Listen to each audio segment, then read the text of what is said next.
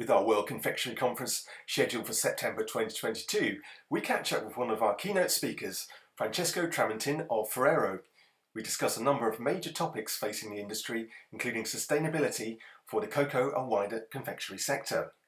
Yes, thank you very much indeed, Francesco, for joining us today regarding the World Confectionery Conference. We're very glad to have you on board. Yes. And I'm glad too, yeah. I'm really honored.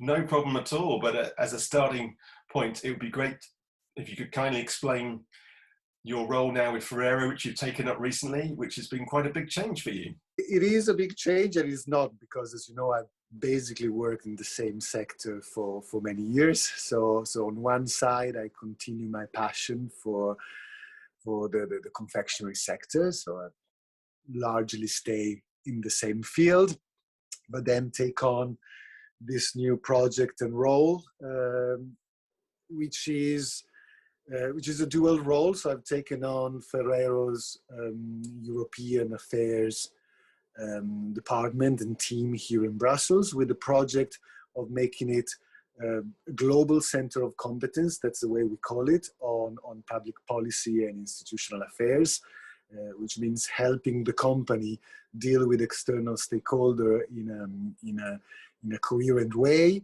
and on big topics that affect our business globally. No, it's 1 year exactly, a little bit more. It's very exciting. So as I was saying before, it's a mix of the old. I mean, I've been in the sector a long time. So the topics and the issues and some of the stakeholders are the same. On the other side, it's a totally different company, and it's the Italian heritage, and it's the fact that it's a family-owned business, and so the whole machine works differently. So it's a very interesting mix of the old and the new, and the fact that it's helping a business grow, and actually the relationship with stakeholders, it's a very important part of this growth. Thank you for that. And as I understand it, the Ferrero headquarters are actually in Luxembourg. What are the facilities like in Brussels where you are? What is the setup like for you there? Well, so we are currently a team of 10 here in Brussels. I mean, we sit in a nice building just out of the center of Brussels, near also the Benelux business. So again, as I said, it's a team of 10 who is now as a global role for the company. We are de facto obviously attached to the Luxembourg corporate office, but the reason for us to stay here is that because our role is indeed dealing with the public policy element of things and dealing with external stakeholders, we figured it made more sense for us to stay and be based here. And then Luxembourg is a short drive, and then if we need to catch a plane and go to Italy, we're still part of the actionists. I think we can still do so. And from an environmental perspective, how has Ferrero responded to sustainability requirements? Yeah, I think it's more than just responding to requirements. I mean, my passion for this business comes from the fact that it's really rooted in the relationship to people, and that's both on the consuming side, but also our value chain. And this is where the big impacts are or can be. And Ferrero is a company that is committed to both the consuming side, our consumers, to treat them fairly, give them the products they want, and really invest in quality and the uniqueness of our products. And on the other side, really help build a value chain. This is where most of our environmental impacts are, to refer to what you're saying.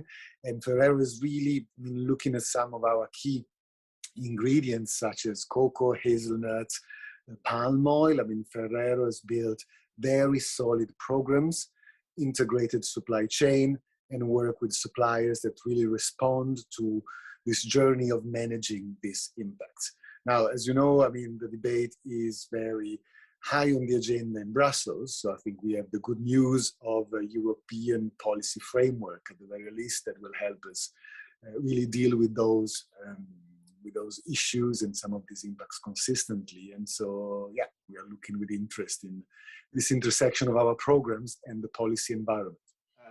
As I've been reporting on in the past week or so, there's been a cocoa coalition that's been formed between Ferrero and other leading confectionery groups. How much of an impact do you believe that will have for the industry?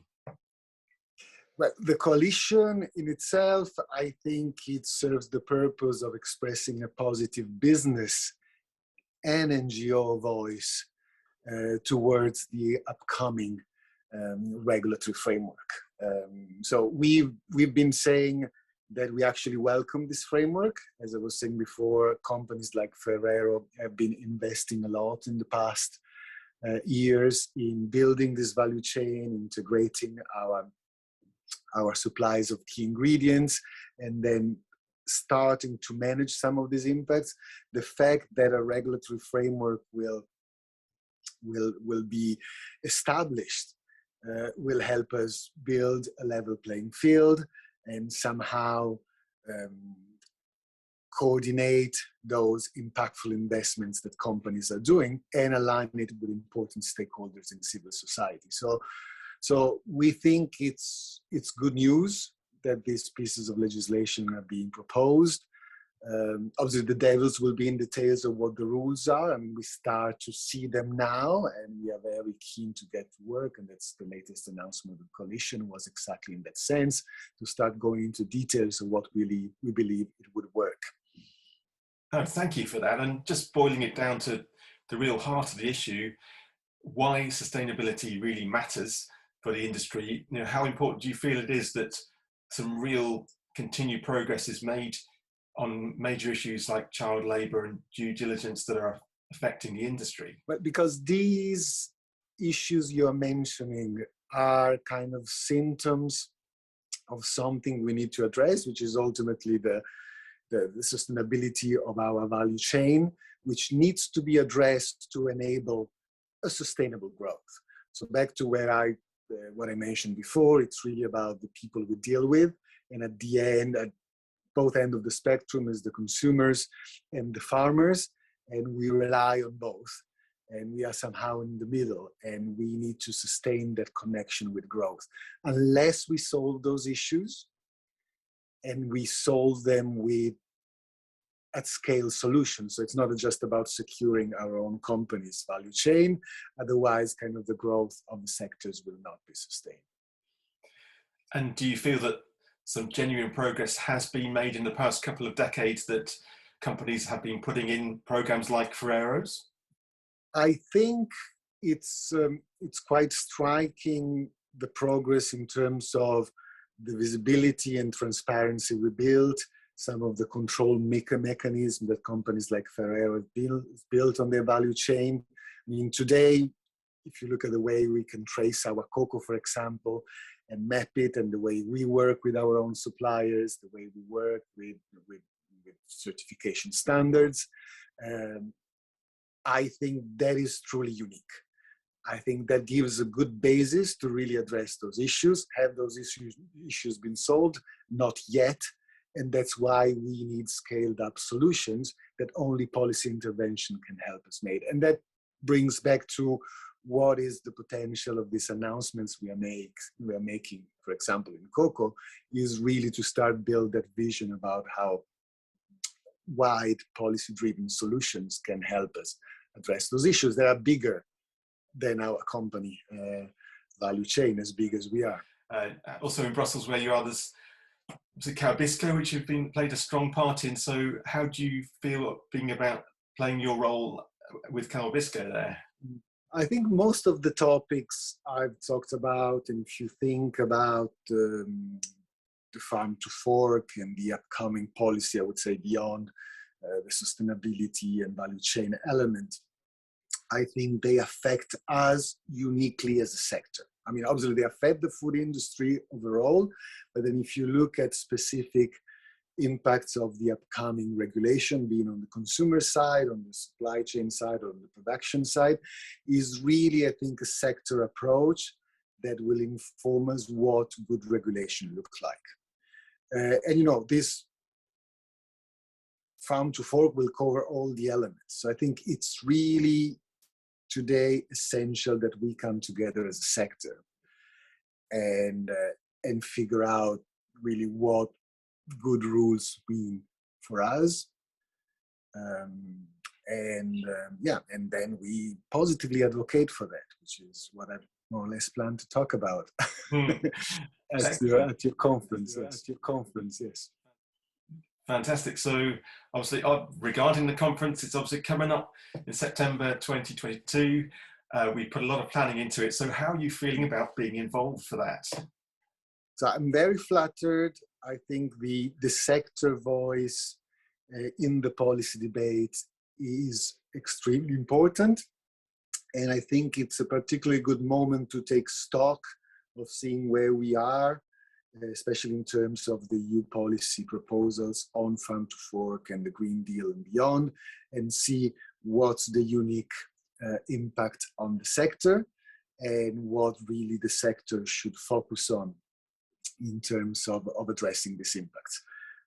Again, we are almost in a kind of midterm review. We have the Farm to Fork Code of Conduct, which some of the confectionery companies are contributing to. So I think it's a great moment to just have a look and just not only look at everything that's coming, but also what has started, what both companies have been doing and what the sector is lining up.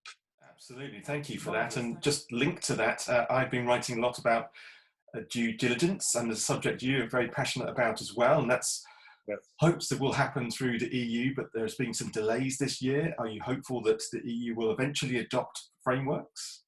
Yeah, and we are really prompting the Commission to actually come out with that proposal so that we are able to then discuss the specific rules that will govern that.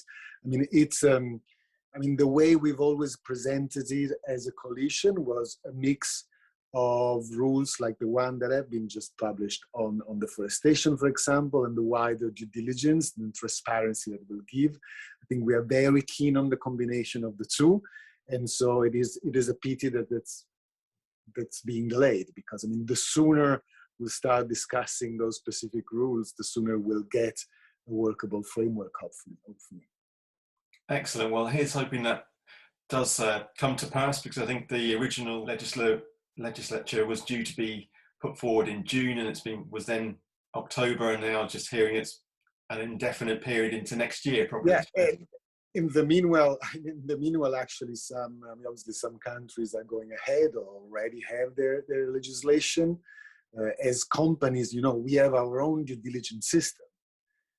It's really about the opportunity of bringing everything together in a framework that makes everything visible, actionable, and this idea of due diligence of kind of a continuous journey to improvement versus tick the box exercise where you kind of just meet a standard, pretend everything is solved, which is really not the case on some of the topics we discussed. For recent years, I think I've been writing quite a bit about the palm oil progress that the company's done very well on the WWF palm oil monitoring system there, which links into a lot of your supply chains. How pleased are you when you see progress being made like that?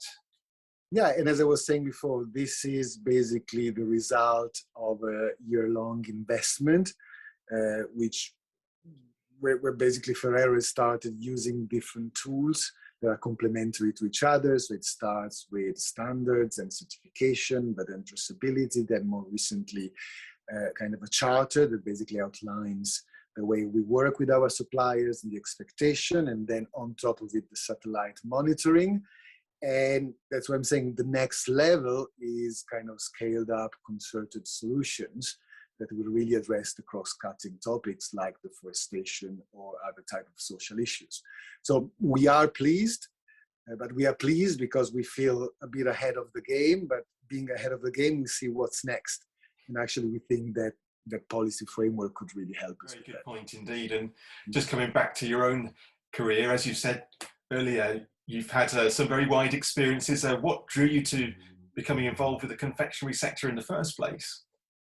Well, it's the connection it has with people being our consumers and the joy we bring to our consumers, but then also the extremely connected value chains we depend on. And I think that's unique, how intense, and the opportunity to actually do good and drive progress by managing a good business in the sector, being big, medium, or small. So I think that's the passion. Then personally, I worked both in the, let's say, the public affairs, external stakeholder side of the house. That's where I started. Then for a while, I was in kind of more operational sustainability, and then back in public affairs. I think it's a unique opportunity to see what I consider two sides of the same coin. No, thanks. That's brilliant. And on a personal level, what do you most enjoy about your role now, would you say? I think is really supporting the company's growth, organic growth as a business, because Ferrero is growing a lot. And there's new elements that the exposure to new markets brings, including the whole elements about sustainability and some of the opportunities and issues, but at the same time tapping what is unique about this company, and it's the family owned and the Italian heritage. A colleague of mine once told me, when I was presenting myself and explaining why did you join, and I was trying to give all the rational reasons, said, look, Francesco, you don't need to explain me. It's just like when the national football team calls you, you kind of join because you see the opportunity to make an impact. And I think that's what it is, actually. And just on a closing note there, how are you feeling about next year? Are you optimistic on a number of levels that events within the industry will settle in regards to sustainability and everything else that's being posed at the moment? I think I am very positive. I think the growth of the sector is solid if the sectors, like we do, continue to invest into sustainability in a broad sense. And I'll go back to what I said at the beginning. For me, sustainability is that link to people, being consumers or farmers. If we uniquely focus on that, I think the growth of the sector can be sustained.